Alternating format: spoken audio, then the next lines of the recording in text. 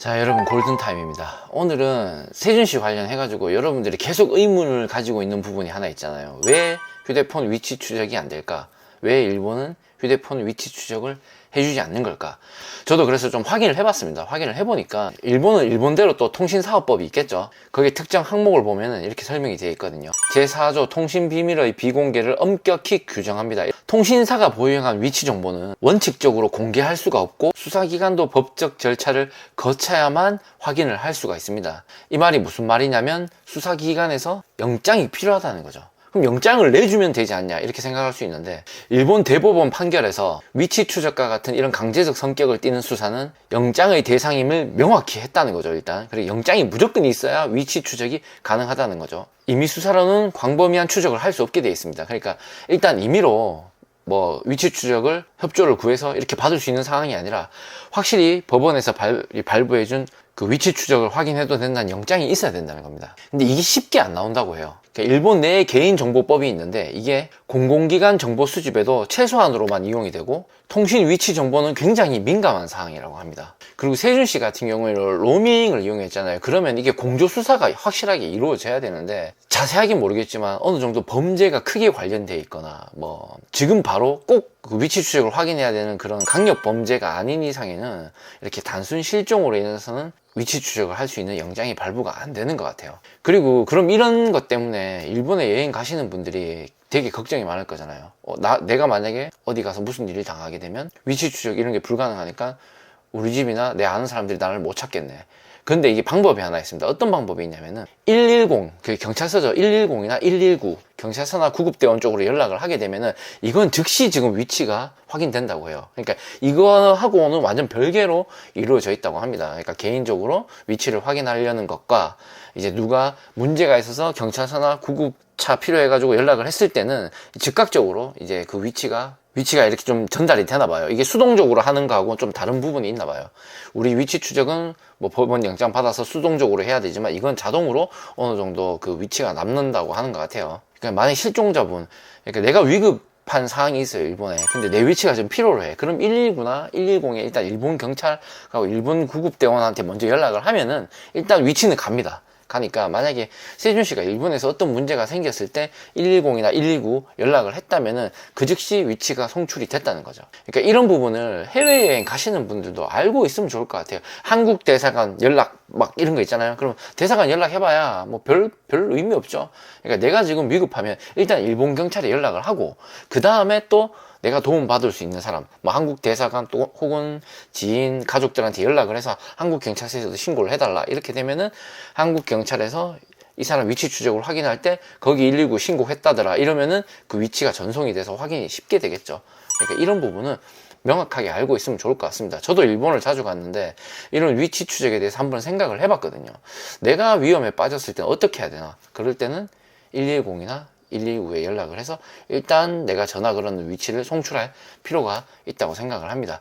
굉장히 중요한 부분인 것 같아요. 여러분들도 꼭 알고 해외여행 가실 때 이런 부분을 이용하시면 좋을 것 같습니다. 그리고 세준 씨가 마지막으로 묵었을 것 같은 지금 숙소 아직 특정되진 않았잖아요. 여러 가지 지금 경우의 수가 있는데 또 한 가지 제가 의심이 가는 포인트가 있어서 여러분들한테 한번 좀 의견을 한번 물어볼게요.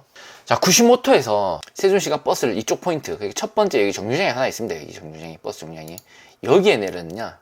여기에 내렸냐? 지금 이게 처음에 버스 기사분이 여기에 내려줬는지 여기 내려줬는지 헷갈린다 그랬어요. 근데 나중에 이제 그것이 알고 싶다나 그쪽 팀에서 이제 가서 확인을 했을 때는 이제 그 기사분이 여기에 내려줬다 이렇게 특정을 하죠.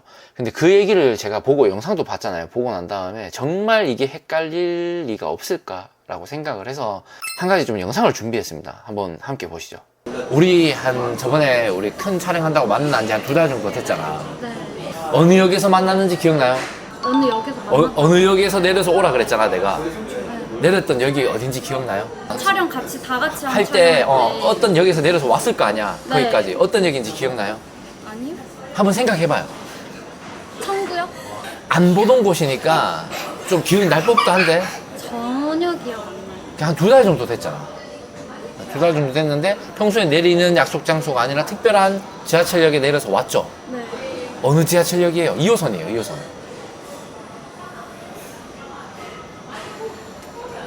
2호선. 우리가 약수역. 안 가던 곳이 아니라 늘 다니던 2호선이잖아. 네. 2호선에서 어디 내려서 걸어와가지고 내가 오란 곳으로 왔잖아. 네. 어디에요? 금호역. 아니, 약수역. 막 찍지 말고 한번 생각을 해보라고. 청구역. 금호역. 네. 어디냐면은 신림역이에요. 신림역이었어요? 대박. 신림역에서 내려서 오라 그랬어. 자, 저게 무슨 상황이냐면 예전에 한 2달 전에 까리님을 만났습니다. 근데 저희는 주로 봉은사, 코엑스에서 만나요. 코엑스에서 만나는데 이번에는 특정 위치를 바꿔가지고 다른 곳에서 한번 만난 적이 있습니다. 좀 중요한 그런 일이 있어가지고. 근데 이때 그냥 오시는 게 아니라 또 지하철을 잘못 타가지고 평소에 늘 타고 오는 건데도 착각을 해가지고 잘못 타서 좀 늦게 오셨거든요. 그래서 약간 에피소드가 있었기 때문에 이곳을 한 2달 정도 지났거든요. 그래서 물어봤어요. 우리가 그때 무슨 지하철역에서 만났냐고. 근데 기억을 못 하잖아요. 이게 2달 정도 지났으면 어느 정도 착각을 충분히 할 수 있다는 겁니다. 기억이 안 날 수도 있죠. 물론 매일 운전하는 버스 기사님이긴 하지만 그렇다고 해서 약간 세준 씨가 뭐 큰 캐리어를 들고 탄 것도 아니고 그냥 배낭 하나 메고 탔기 때문에 일본 분인지 한국 분인지 약간 이렇게 헷갈릴 수도 있겠죠. 그리고 두 분이 어떤 특정한 대화를 나누는 적도 없기 때문에 이거는 첫 번째 내렸을 수도 있다고도 생각은 합니다. 저도 지금 두 번째 내렸다고 생각은 해요. 근데 만약에 첫 번째 내렸다면 그 이후의 일정이 어떻게 되는지 지금 한번 확인해 볼게요. 세준 씨가 누나한테 총 1시간 반 정도 걸리는 곳에 숙소를 묵었다고 했습니다. 그렇다면 일단 기호시마 섬은 아니죠. 왜 아니냐면은 세준 씨가 버스를 잘못 탔다고 판단하든 똑바로 탔다고 판단하든 그거와 상관없이 기호시마 섬으로 들어가는 입구를, 요 입구 하나밖에 없습니다. 기호시마 섬. 요 입구를 지나간 이후에 내렸다면 기호시마 섬으로 들어갈 수 있겠죠. 왜? 목적지를 지나쳤으니까. 근데 기호시마 섬의 그 초입부죠. 도달하기 전에 먼저 내렸다면 기호시마 섬으로는 가지 않을 겁니다. 왜냐면 이미 버스가 그쪽 방향으로 가고 있는데 먼저 내려서 이 길을 걸어서 갈 리가 없잖아요. 이걸 지나쳐야 이쪽으로 가겠죠.